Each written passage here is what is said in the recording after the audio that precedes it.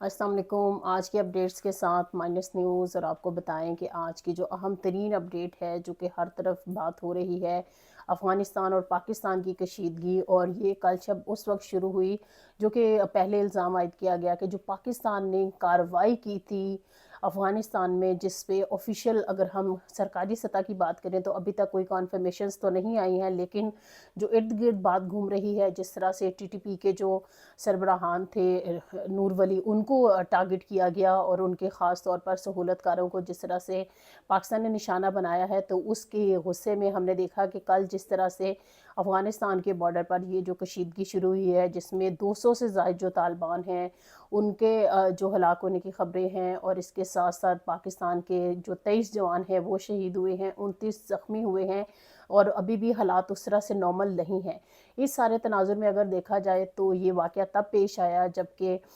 ہندوستان میزبانی کر رہا تھا، خاص طور پر جو وزیر خارجہ ہیں افغانستان کے، ان کی۔ اور اس میں نہ صرف یہ کہ انہوں نے جو دیوبند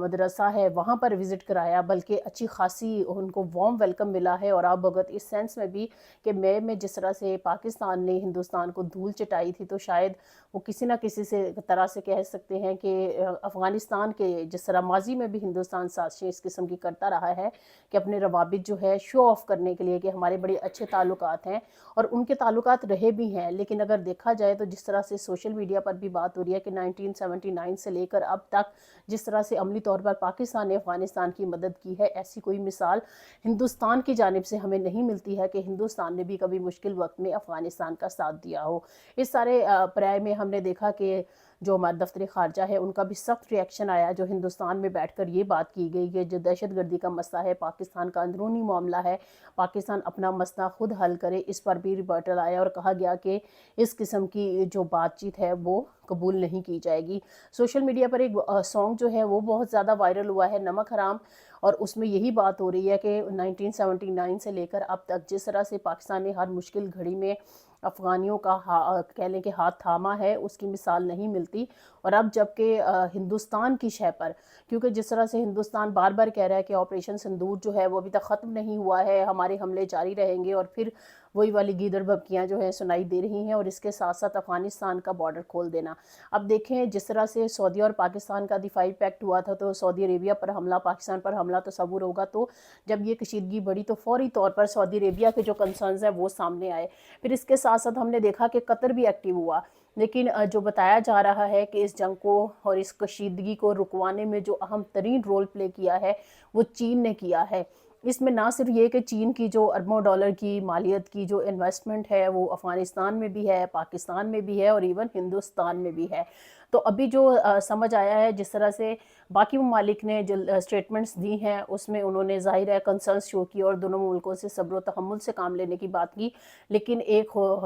خاموشی والا جو طریقہ اختیار کیا جاتا ہے وہ طریقہ اختیار کیا چین نے، اور چین نے مداخلت کرتے ہوئے پاکستان پر بھی پریشر ڈالا، اور ظاہر ہے افغانستان کو کہا کہ یہ حملے روکے جائیں، کیونکہ یہ جو کارروائی ہے اس کا آغاز افغانستان کی طرف سے ہوا، نہ کہ پاکستان نے تو ریٹیلیٹ کیا۔ اور اس کے نتیجے میں ہم نے دیکھا ہے کہ جس طرح پھر پاکستان نے ان کی پوسٹوں پر جو ہے قبضہ کیا، پاکستان کے پرچم لہرائے، لیکن صورتحال انتہائی کشیدہ ہو گئی اور خوف و ہراس بھی پھیل گیا، اور تمام تر جو بارڈرز ہیں جو کہ پیدل آمد و رفت کی بھی اگر بات کی جائے تو وہ بھی بند ہو چکے ہیں۔ اب اس سارے سینیریو میں اگر دیکھا جائے تو جس طرح سے پاکستان نے ایک اندازے کے مطابق 30 لاکھ کے لگ بھگ جو افغانی ہیں ان کی میزبانی کی، اور تاحال ان کی واپسی کا سلسلہ جاری بھی تھا۔ ابھی بھی کچھ لوگ چھپے ہوئے ہیں۔ پاکستان کے دفتر خارجہ نے فوری طور پر ہیلپ لائن جو ہے وہ قائم کر دیا کہ اگر کہیں پر بھی غیر قانونی مقیم افغانی نظر آئیں گے تو ان کو ڈیپورٹ کیا جائے گا فوری طور پر، اور پھر حال جو بارڈر کے ذریعے آمد و رفت تھی وہ بند کر دی گئی ہے۔ اس سارے سینیریو میں دونوں ممالک کو تحمل سے کام لینے کی ضرورت ہے، کیونکہ ایک طرف یہ نظر آ رہا ہے جس طرح سوشل میڈیا پر ایک اور تنقید کا سامنا کرنا پڑا کہ طالبان جو کہ ہمیشہ اسلام کی بات کرتے ہیں، لیکن اب کیا جس طرح سے سعودی عربیہ اور پاکستان کا ایک دفاعی معاہدہ ہوا ہے، تو کیا اب رام مندر کی حفاظت کے لیے طالبان جو ہے وہ ہندوستان طالبان سے پینگے بڑھا رہا ہے؟ اب ہندوستان کیا چاہتا ہے، کیونکہ ہندوستان نے اسرائیل کی شہ پر دیکھ لیا میں جنگ چھیڑ کر جس طرح سے ان کو جوابی کارروائی کا سامنا کرنا پڑا، اور پھر پوری دنیا میں وہ کہتے ہیں نا کہ مودی جو ہے منہ دکھانے کے قابل نہیں رہے، نہ اپنے ملک میں اور نہ باہر۔ ابھی تک انہوں نے اپنے طیارے بھی شاید نہیں گنے ہیں کہ وہ کتنے ہیں، اور جو پاکستان کا کلیم تھا وہ بالکل صحیح ثابت ہوا تھا۔ اور نہ صرف یہ کہ انہوں نے لوک سبھا میں جھوٹ بولا، ہر جگہ ان کے جو جھوٹ ہے وہ بے نقاب ہوا، یہاں تک کہ 20 دفعہ صدر ٹرمپ جو ہے وہ کہہ چکے ہیں کہ انہوں نے درخواست کی اور یہ جنگ جو ہے وہ رکوائی۔ اب اس سارے معاملے میں ایک طرف تو ہم دیکھ رہے ہیں کہ اور 4 اور دہشت گردی کے جو واقعات ہیں خیبر پختونخوا میں مختلف مقامات پر وہ بھی ہوئے۔ اس کے ساتھ ساتھ ہم دیکھ رہے ہیں کہ ایک غیر سیاسی اور غیر یقینی کسی صورتحال ہے۔ اسلام آباد سمیت موٹرویز بند کر دی گئیں، آج موٹرویز کھولی گئی ہیں، لیکن ہمیں صورتحال بدستور نظر آ رہی ہے۔ فیض آباد جو ہے وہ تاحال بلاک ہے، ریڈ زون تاحال بلاک ہے، اور جو غزہ مارچ جو ٹی ایل پی کا مارچ ہے، انہوں نے ابھی کچھ دیر پہلے پریس کانفرنس کی ہے سعد رضوی نے، اور انہوں نے لبیک یا رسول اللہ کے نعرے بھی لگوائے ہیں مریدکے کے مقام پر، اور انہوں نے واضح طور پہ کہا ہے کہ اگر تمام دیگر سیاسی جماعتیں جو ہیں وہ مارچ کر سکتی ہیں تو ہم مارچ کیوں نہیں کر سکتے۔ وہاں پر میڈیا نے خاصی تنقید کا بھی ان کو نشانہ بنایا اور بہت کڑے سوالات کیے، اور خاص طور پر یہ پوچھا کہ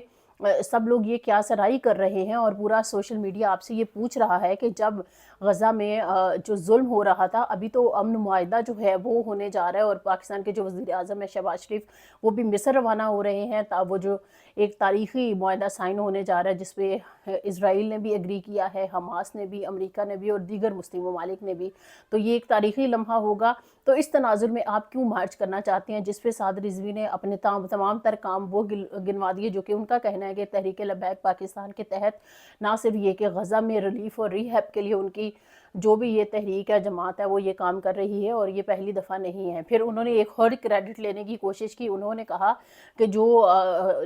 دہشت گرد قرار دیا گیا ہے نیتن یاہو کو عالمی عدالت سے، اس میں بھی ٹی ایل پی کا رول تھا۔ انہوں نے حوالہ دیا کہ جب ہم مارچ میں آئے تھے 2021 میں، تو تب بھی ایسا ہوا تھا، اور ہمیں گورنمنٹ آف پاکستان نے اس وقت کہا تھا کہ ہم جو ہے اس کے لیے سدباب کریں گے، اسرائیل کو تسلیم نہیں کریں گے اور دہشت گرد ڈکلیئر کروائیں گے اور سارے معاملات۔ تو اب یہ سوال پیدا ہوتا ہے کہ پاکستان تو اس عالمی عدالت میں فریق ہی نہیں بنا تھا جب غزہ کا سارا مقدمہ جو ہے وہ پیش ہوا تھا۔ تو آپ یہ دیکھیں کہ ساؤتھ افریقہ اس کو لے کر جاتا ہے، پاکستان اس کا فریق نہیں ہے۔ تو سعد رضوی کی یہ بات سمجھ سے بالاتر ہے کہ کس طرح وہ کریڈٹ لے رہے ہیں کہ نیتن یاہو کو عالمی دہشت گرد جو ہے وہ انہوں نے ڈکلیئر کروایا ہے۔ اس ساری باتوں سے ایک بات سمجھ آ رہی ہے، کیونکہ ان کو ٹاکس کے لیے انگیج کیا ہوا ہے، ابھی تک مریدکے کے مقام پر ہیں۔ انہوں نے یہ بھی کہا کہ گورنمنٹ نے ہم سے مطالبہ کیا تھا کہ آپ جو ہیں یہیں پر رک جائیں، پہلی شرط یہ ہے کہ آپ قافلہ روکیں۔ اگر قافلہ روکنے کی بات دیکھی جائے تو ہم نے دیکھا کہ کل سے قافلہ جو ہے وہ مریدکے کے مقام پر رکا ہوا ہے، تاحال وہیں پر ہے۔ اور جو کچھ ہمارے مائنس نیوز کے ذرائع بتا رہے ہیں کہ جو ٹاکس کا دوسرا راؤنڈ ہے وہ جاری ہے، اور اس میں معاملات جو ہے وہ طے پا جانے کا کبھی امکان ہے۔ اسی کے پیش نظر جو مختلف سری نگر ہائی وے ہے، 0 پوائنٹ اور دیگر جو راستے ہیں وہ اوپن کر دیے گئے ہیں، تاہم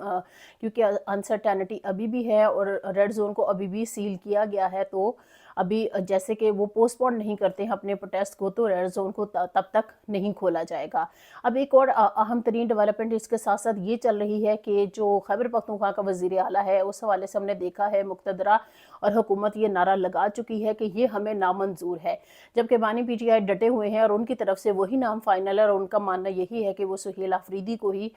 جو قبائلی علاقوں سے تعلق رکھتے ہیں انہی کو وزیر اعلیٰ کے طور پر سامنے لائیں گے۔ آج 4 نام جو ہیں بطور وزیر اعلیٰ کے لیے بھی سامنے آ چکے ہیں، اور ان 4 ناموں میں ہم دیکھ رہے ہیں کہ JUI جو ہے وہ بھی متحرک ہو گئی ہے، اور اس کے ساتھ ساتھ ہم نے دیکھا ہے پاکستان پیپلز پارٹی نے بھی اپنا جو کینڈیڈیٹ ہے سامنے PMLN جو ہے وہ بھی اپنا کینڈیڈیٹ سامنے لا رہی ہے، اور پاکستان تحریک انصاف بھی۔ اب ان سارے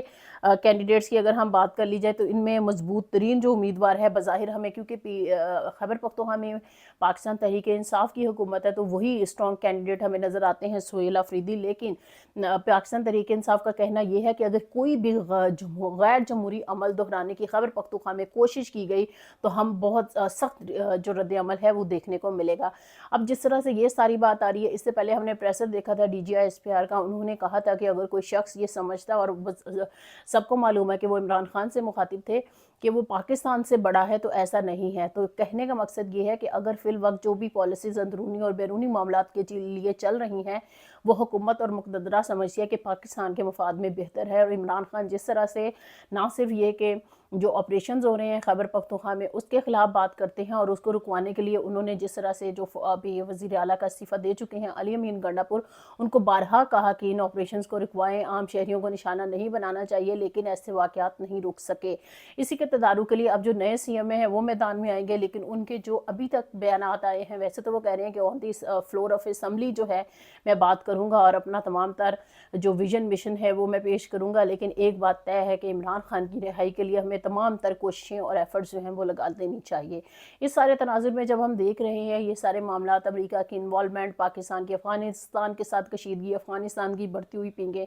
ہندوستان کے ساتھ، اور پاکستان میں جو سیاسی عدم استحکام ہے، اگر ہم اس ساری چیز کو جوڑتے ہوئے انالیسس کریں تو مائنس نیوز کو یہ بات اچھے سے سمجھ آ رہی ہے کہ یہ ٹی ایل پی کا جو پروٹیسٹ ہے یہ صرف غزہ کے لیے نہیں ہے، اس کے جو بھی ہڈن عزائم ہیں وہ کہیں نہ کہیں نومبر سے جڑے ہوئے ہیں۔ ہر بچہ اب یہ بات کر رہا ہے کہ شاید صورتحال وہ نہیں ہے جو دکھائی دے رہی ہے، اس مارچ کے مقاصد کچھ اور ہیں، کیونکہ سعد رضوی تو کہہ رہے ہیں ہمارا کوئی مطالبہ نہیں ہے، تو پھر آپ سے ٹاکس کس بات پہ ہو رہی ہیں؟ پھر آپ چاہتے کہ آپ صرف یہ چاہتے تھے کہ آپ غزہ کے لیے نکلیں گے، آپ کے لوگوں کو زخمی کیا جائے گا، آنے نہیں دیا جائے گا، اور پھر آپ حکومت کو اپنے زخم دکھائیں گے اور آپ واپس چلے جائیں گے، تو ایسا اہل دانش سمجھنے سے انکاری ہیں، ایسی یہ صورتحال نہیں ہے۔ بہرحال جو بھی نومبر کے مطالبات ہیں اگر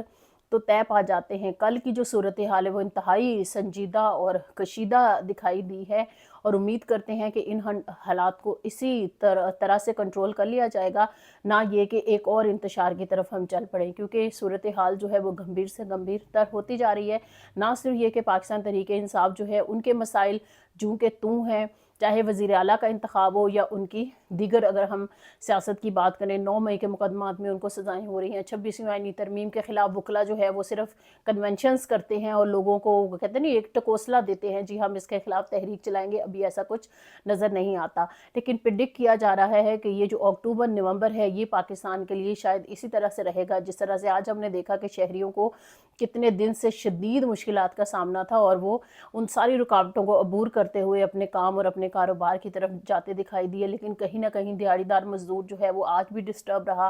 شاید اس کی جو ڈیلی ویج ہے اس کا کسی نے بھی نہیں سوچا۔ یہ حکومتیں شاید اپنے مقاصد کے لیے ہیں، مقتدرہ شاید اپنے جو سمجھتے ہیں کہ پاکستان کے حق میں یہ والی پالیسیز بہتر ہے، لیکن اس سارے تناظر میں پس کون رہا ہے وہ ہے عام شہری، اور اگر اس عام شہری کو اتنا تنگ کر دیا جائے گا تو میرے خیال میں پھر اسیریا ڈیالہ نے جو ایک بات کہی تھی کہ لوگ نکل آئیں گے اپنے حق کے لیے، وہ اس نظام سے متنفر ہو جائیں گے۔